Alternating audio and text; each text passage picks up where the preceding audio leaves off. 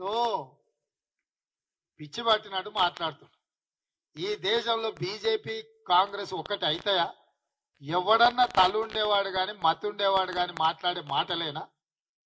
ఈరోజు వాళ్ళు మాట్లాడుతున్న దానికి అర్థమాన్ని ఉండాలి, పర్థమాన్ని ఉండాలి.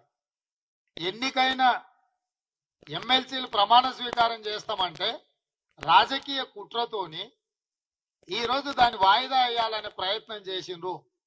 కోదండ రామ్ గారి యొక్క ఏమంటారు ఆయనకున్న గొప్పతనము ఒకరు చెప్పాలనా?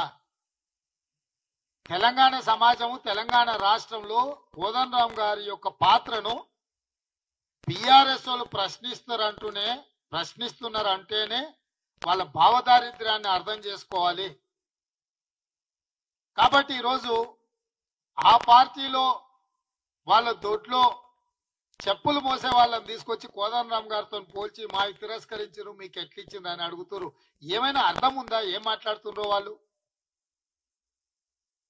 కాబట్టి ఓటమితో మతిస్థిమితము తప్పి ఉనికిని కాపాడుకోవడానికి మనుగడ చూయించుకోవడానికి ఇట్లాంటి ఆరోపణలు చేస్తుండ్రు. కాంగ్రెస్ పార్టీలో హైయెస్ట్ అథారిటీ బట్టి విక్రమార్క గారు, రేవంత్ రెడ్డి, మహేష్ గౌడ్ గారు కాదు.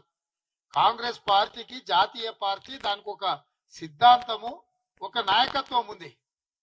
సిద్ధాంతపరంగా పూర్తిగా భారతీయ జనతా పార్టీ మీద పోరాటం చేస్తున్నదే కాంగ్రెస్ పార్టీ. ఆ భారతీయ జనతా పార్టీని గద్దెదించడానికే రాహుల్ గాంధీ గారు కన్యాకుమారి నుంచి కశ్మీర్ వరకు పాదయాత్ర చేసిండు. ఈ రోజు మణిపూర్ నుంచి మహారాష్ట్ర వరకు వారు మళ్ళీ రెండవ విడత యాత్ర మొదలు పెట్టిండు. అట్లాంటి పార్టీ చిత్తశుద్ధిని శంకిస్తుండ్రు అని అంటే కేటీఆర్ యొక్క ఆలోచన, అతని అవగాహన, అతని యొక్క విధానం అర్థం చేసుకోండి.